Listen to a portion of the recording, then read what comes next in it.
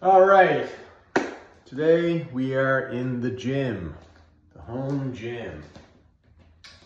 And I'm going to demonstrate the first punch of boxing. The most important punch in boxing is the jab.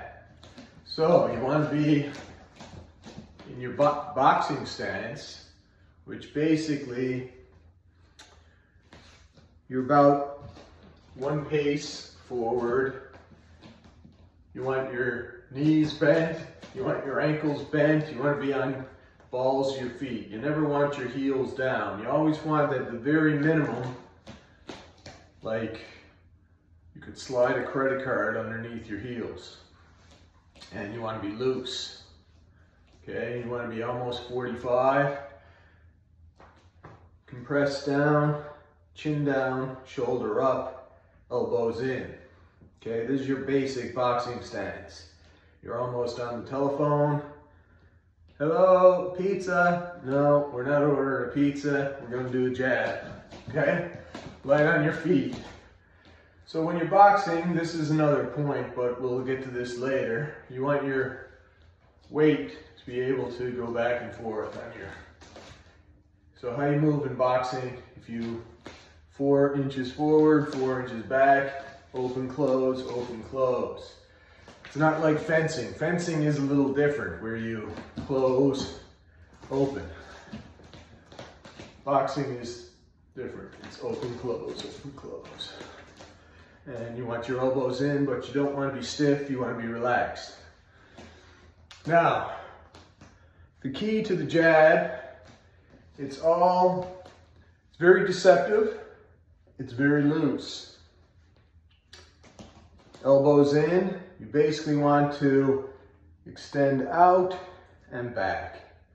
Extend out, back, extend out and back. So from the side, out, back, out, back. You always want to be back in protection. Big problem people have with jab, a couple of problems, but the main problem is they're stiff. You're not lifting weights. It's not punch.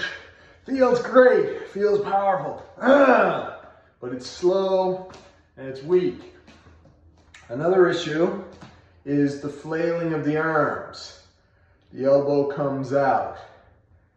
You don't want your elbow coming out. Your opponent's peripheral vision is going to pick that up. So you want your elbows within the rectangle of your frame.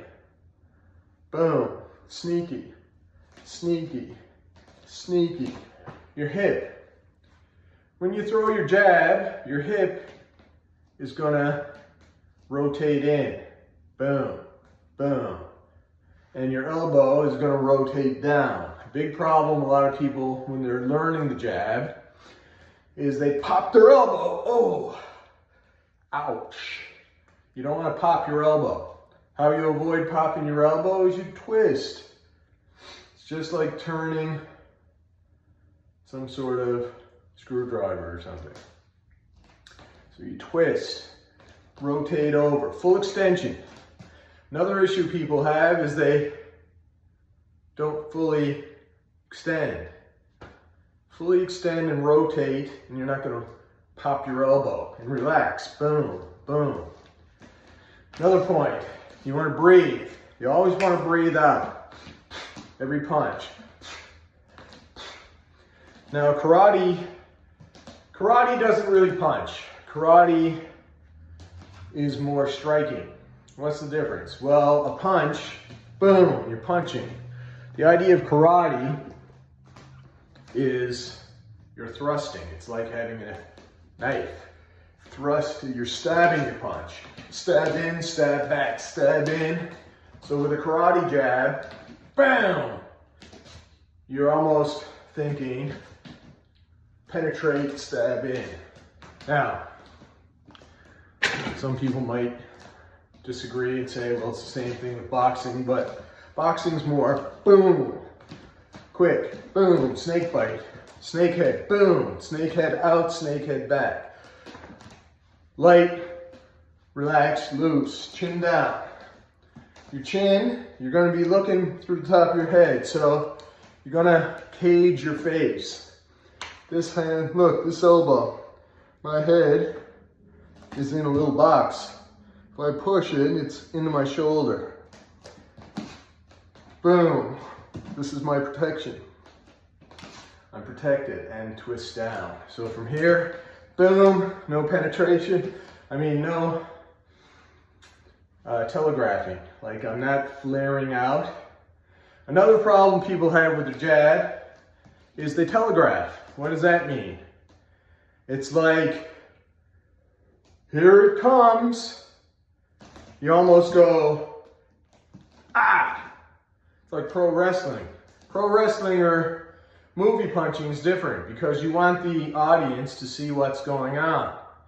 So when you're doing a theatrical or a pro wrestling punch, you always see Hulk Hogan, you go, oh! Very dramatic, and you'd see it coming, boom, or they'd stomp on the ground. You don't want to telegraph your punch. Same thing with the flaring of the elbow and the tightness, is your opponent is going to pick up on that. You don't want to go in to go out, in to go out. How you want to think of this is you almost want to pretend that there's a rubber band stuck to the wall and you're pulling this rubber band and you're tight, tight, tight, tight, tight, tight, and then boom, it goes out. Or like a bow and arrow. You're pulling, you got it, oh, I can't hold it anymore, and boom, it goes. If you think about the rubber band or the bow and arrow, it doesn't make any sense to come in and come out because you've already got maximum stretch and it can only go spring, or the image of the spring. That was always an image back in the old karate days, was you got a spring compressed and jing, jing, and that's good too. Also with your fist, when I first learned karate, they taught us to make a fist like this, here and then here. And for many years, I made these very tight karate fists and they felt great and they felt very tight. But in actuality, there was a lot of compression on the tendons here. And when your fist becomes further compressed, you can feel that you're already at maximum tension on these tendons.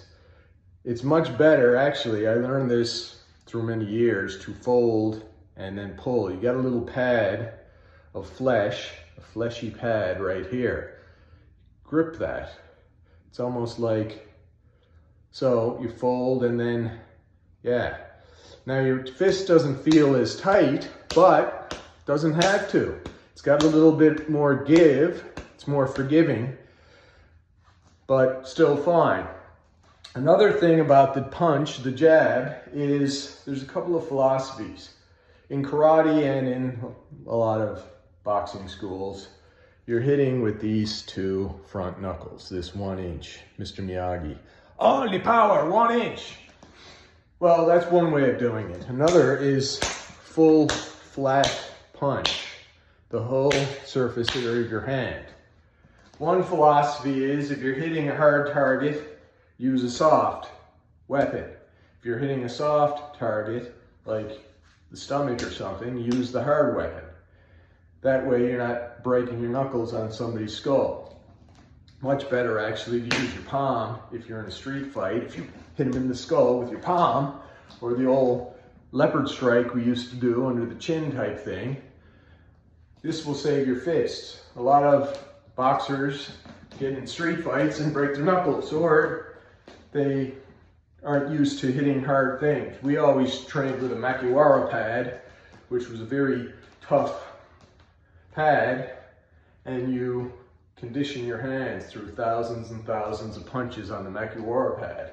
And because of that, I've seen many students, they would hit a bag or they would hit a pad and the wrist would instantly give way and they'd injure themselves. That never happened to me because as a child, many years of hitting the Makiwara, I knew how to hit correctly at pretty well full power without damaging my hand.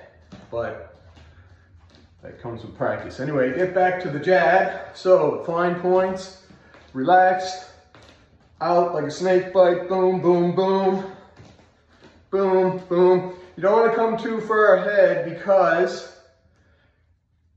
Newton's second law, I believe, equal opposite motion. If I'm thrusting my body ahead and I get hit, not only am I going to absorb the power of his punch, but he's going to have all my body weight coming in as well. So with boxing, boom, you don't want to come in too far. And the key is nice and relaxed, chin down, and quick jabs, and breathe out as you jab. You don't notice that because I'm talking, but it's actually...